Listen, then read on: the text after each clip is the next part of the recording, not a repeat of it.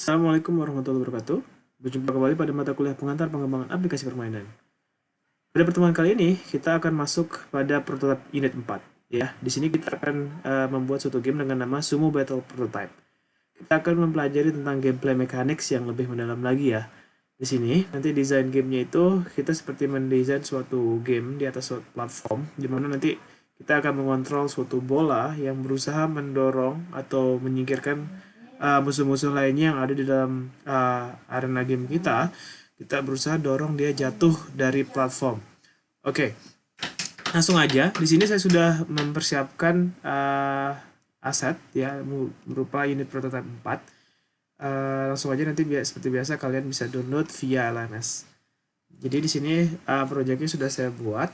Jadi kita tinggal masukin aja langsung ke dalam project ya. Seperti biasa, berikan nama projectnya prototype 4, kemudian aset yang sudah kalian download kita masukkan ke dalam project ya, ke dalam folder aset ya, seperti ini. Oke, pertama starter files, langsung aja kita import.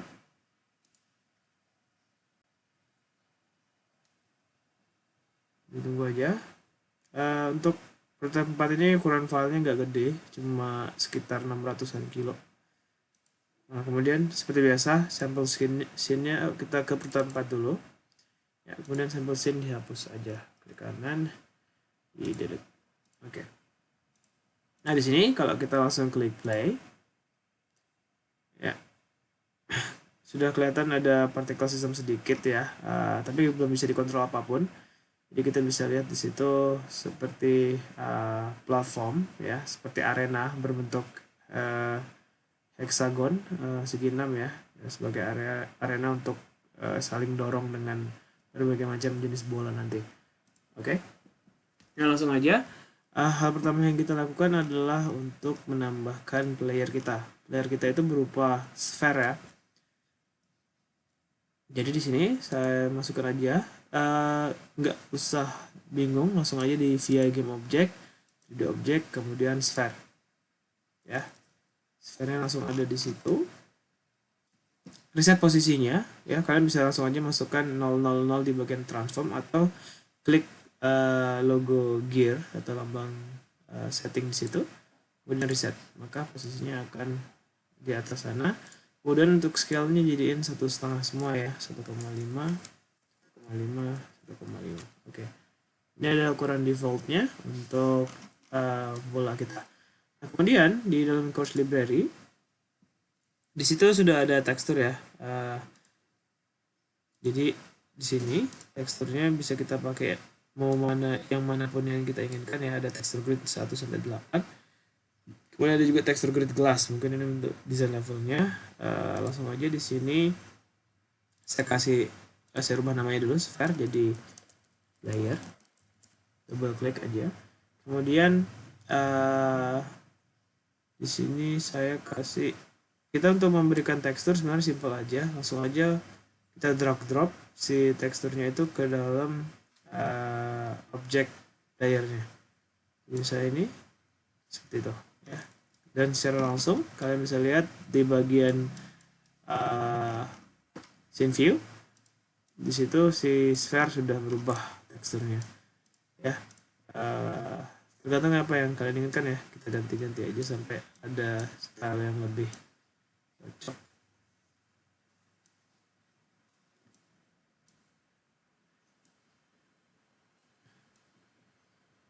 Oke, coba ini. Oke, saya pakai yang ini aja deh. Oke, ya sekarang playernya sudah ada ya. Tapi memang belum bisa digerakin sih, tapi nggak masalah. Nah, kemudian begini, nanti game kita itu ya istilahnya nanti kameranya akan bergerak seperti ini. Jadi dia akan berdasarkan titik vokal di tengah-tengah arena. Kemudian kamera akan melakukan rotasi ke arah horizontal ya. Jadi kalau kita gerakin A sama D, nanti kameranya akan berputar mengikuti focal point yang sudah kita tentukan di tengah. Jadi langsung aja di sini kita buat focal point-nya menggunakan empty. Saya klik kanan di prototype 4 di hierarki, klik empty. Kemudian seperti tadi pastikan posisinya 0 0 0 0. Kemudian saya jadiin ini namanya focal point ya. Oke, titik fokal untuk kamera kita. Kemudian si kamera di sini akan saya jadikan child dari focal point. Oke. Nah, kalian lihat di sini kameranya kok berbeda ya. Nah, sebenarnya kok saya klik kamera, ya, kan biasanya kameranya berbentuk trapezium ya. Kok ini kotak persegi panjang gitu? Karena kita di projectionnya adalah ortografik. Ya, kalau dia perspektif, mungkin bentuk kameranya akan berbeda seperti ini. Ya, nah cuma di sini karena gamenya berbasis isometrik atau ortografik, ya kalian bisa lihat di sini hasil gamenya terlihat lebih menarik ya kalau kita menggunakan ortografik. Memang karena di sini desain gamenya sendiri kita buat biar nggak istilahnya sih sense of range-nya lah ya, bagaimana kita biar nggak kebingungan dengan jarak, dan kemudian secara visual juga nggak terganggu dengan besar kecil yang disebabkan oleh kamera perspektif. Oleh karena itu di sini kenapa desain gamenya menggunakan ortografik. Oke, di sini kalau dengan menjadikan si main kamera sebagai child dari focal point, maka pada saat saya melakukan rotasi di focal point seperti ini misalnya, ya, saya rotasi dia di sumbu Z ya, sumbu Y maksud saya yang up ya, vektor 3 up, maka kalian bisa lihat di situ kalau saya rotasiin ke arah kanan dia berputar seperti itu, saya rotasiin ke arah kiri jadi focal point-nya tepat di tengah. Jadi nanti pergerakannya akan kira-kira seperti ini, dimana kamera akan bergerak mengikuti focal point yang sudah kita tentukan, yaitu tepat di tengah koordinat 0000. Oke, nah langsung aja kita akan buat script untuk mengontrol pergerakan si kamera ini. Di course library saya klik kanan, kemudian create folder script ya. Kemudian kita akan buat script baru ya, ini biar nggak salah nama scriptnya. Oke, langsung aja. Nama scriptnya adalah rotate camera ya. Nah, langsung aja sebalik ke sini, scripts, klik kanan, create C# scripts, rotate camera. Oke, rotate kamera kita masukkan aja langsung ke dalam focal point-nya ya. Kemudian langsung kita buka rotate kamera. Nah, mungkin kalian masih lumrah dengan horizontal input ya. Jadi kita akan menggunakan horizontal input, yaitu A dan D sebagai input player kita untuk menggerakkan atau memutar pergerakan kamera. Oke, langsung aja. Pertama kita deklarasikan dulu suatu variabel float untuk menyimpan nilai dari rotation untuk kameranya. Jadi public float rotation speed ya, kayak gitu. Kemudian langsung aja di bagian update kita akan menangkap input berupa horizontal input ya. Horizontal input ingat ada di bagian apa namanya, sebentar, di ya project setting ya, input axis horizontal ya, left right A dan D ya. Di sini gravity 3. Kalau kalian mau rubah silahkan, tapi di sini kita pakai yang default aja. Oke, langsung aja di sini kita ambil horizontal inputnya ya, float horizontal input,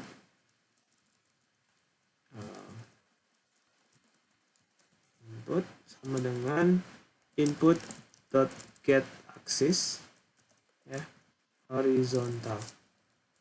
Oke, kemudian kita akan melakukan rotasi untuk si focal point. Ingat ya kenapa focal point yang kita berikan script ini, karena si main kamera, si kameranya adalah child dari focal point, dan pada saat kita rotasikan tadi si focal point, maka si kamera akan mengikuti pergerakan rotasi dari focal pointnya ya. Oke, langsung aja di sini transform dot rotate ya. Oke, vektor 3.up. Ingat ya, kita akan berdasarkan rotasinya di sumbu Y ya, atas. Kemudian sudutnya adalah rotation speed ya, horizontal input dulu, dikali rotation speed, kemudian dikali dengan time delta time, biar nggak terlalu kencang ya rotasinya. Oke, seperti itu kira-kira. Langsung saya coba balik ke sini, klik play aja langsung. Oke, sekarang kalau saya pencet A dan D, sorry,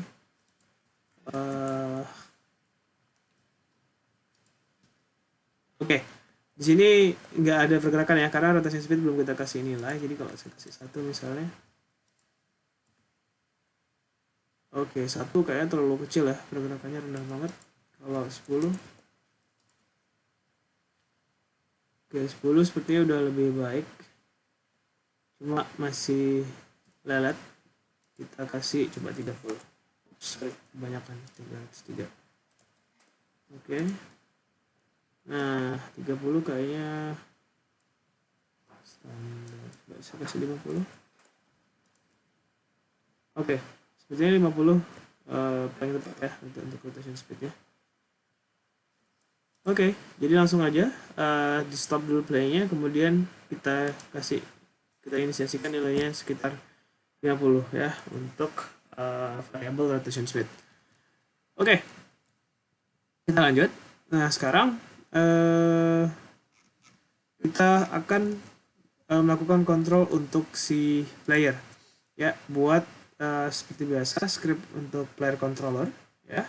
Klik kanan di folder script, create C# script player controller.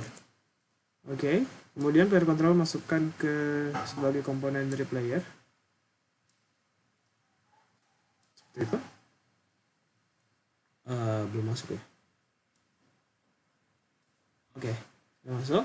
Player controllernya kita buka. Nah, di sini kita akan memberikan gaya dorong ya. Kita akan menggunakan force. Di sini kita bukan pakai transform. Oleh karena itu kita perlu menambahkan rigid body untuk si sphere-nya.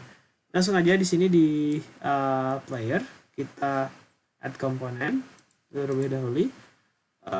Kemudian rigid body ya. Karena ini adalah objek 3D, kita pakai rigid body yang biasa, bukan yang 2D. Klik. Oke, sekarang sudah ada rigid body-nya, berarti kita bisa akses via script.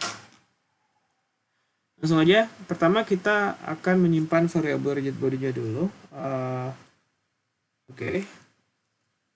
Langsung aja di sini kita simpan dia di dalam variabel dengan tipe yang sama, private rigid body RB gitu aja ya, singkat. Kemudian kita juga akan memiliki variabel kecepatannya, public float speed. Oke, kemudian di sini kita akan menginisiasi nilai dari variabel RB yang membentuk dari rigid body dengan komponen yang dimiliki oleh si playernya, yaitu get component rigid body seperti itu. Nah, kita cukup inisiasi ini di start. Nah, kemudian di sini kita akan memberikan gaya dorongnya ya. Jadi yang kita akses adalah dengan menggunakan forward input ya. Forward input kita akan menggunakan WS atau atas bawah. Langsung aja float vertical input ya, equal to input.getAxis vertical. Oke. Kemudian kita akan memberikan gaya dorong ke arah depan. Jadi untuk memberikan gaya dorong kita pakai add force ya. Di sini mungkin biar sama dengan tutorialnya, player RB untuk singkatan dari player rigid body ya. Ini juga saya ubah komponen ini, player RB. Oke. Player RB ya, variabel rigid body-nya dot add force. Oke, kita akan memberikan masukan atau gaya dorong itu vektor force-nya ke arah depan. Jadi vektor 3 dot forward ya, koma ya.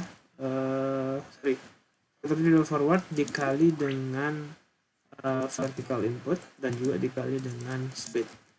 Oke, karena ini bukan transform ya, melainkan force atau gaya, maka kita nggak perlu kali dengan time dot delta time di sini. Oke, forward input ya, nggak apa-apa. Vertical input di sini maksudnya memang untuk vertikal, kita bisa aja ganti dengan forward input namanya, tapi silakan. Oh ya, di sini ada satu fitur yang bisa kalian gunakan.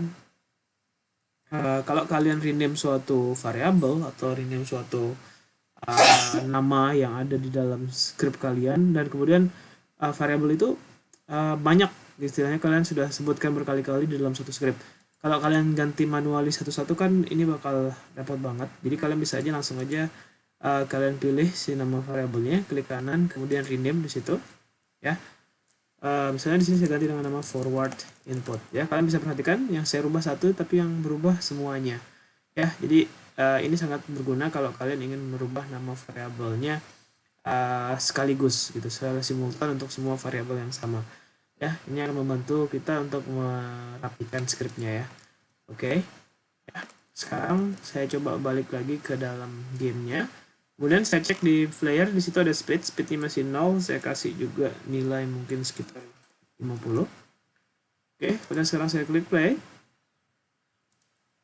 Oke, ini A dan D, kemudian coba W. Oke, 50 kayaknya kenceng banget. Coba kita kasih 20 aja. Oke, 20 juga kayaknya terlalu cepat. 10.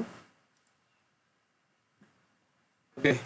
Nah, di sini yang jadi masalah adalah pergerakannya selalu ke arah yang sama dari tadi, ya.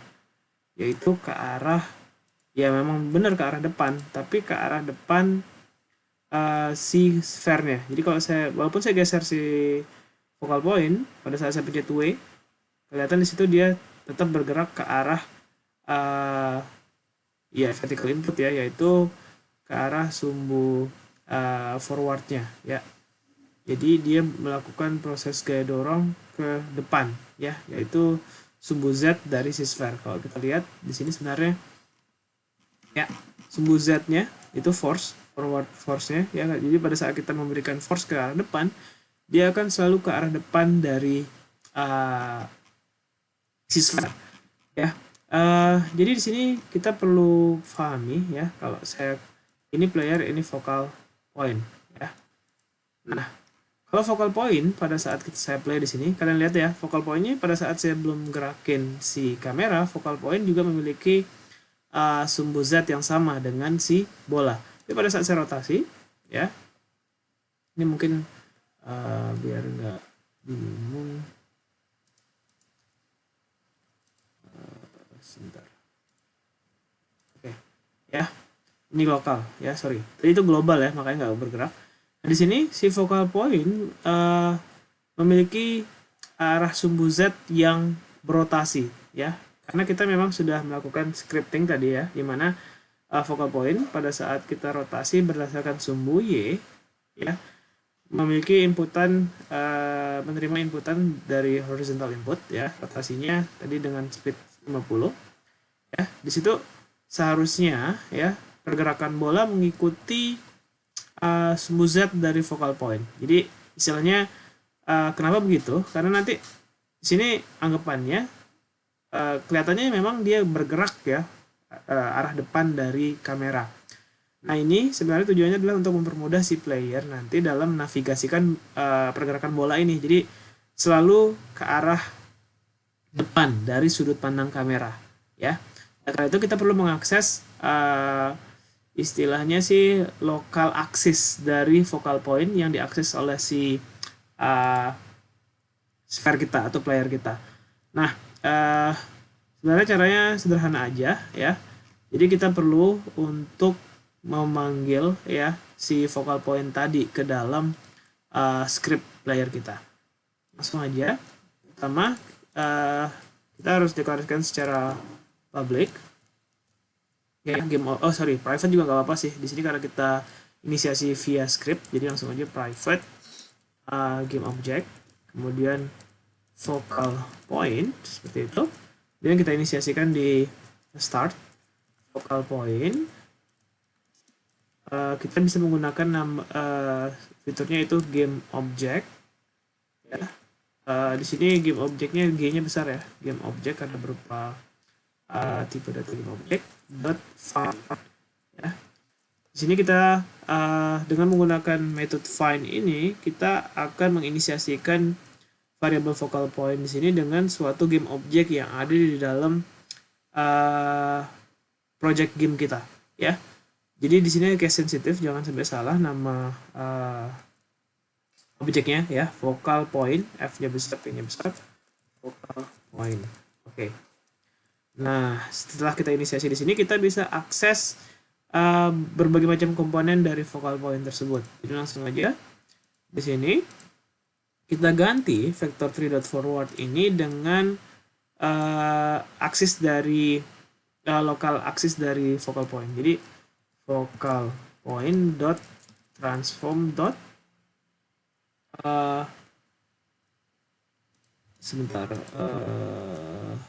ini ya, focal point dot transform dot forward ya. Jadi forward dari si focal pointnya yang kita gunakan sebagai arah gaya dorong ya untuk si sphere kita.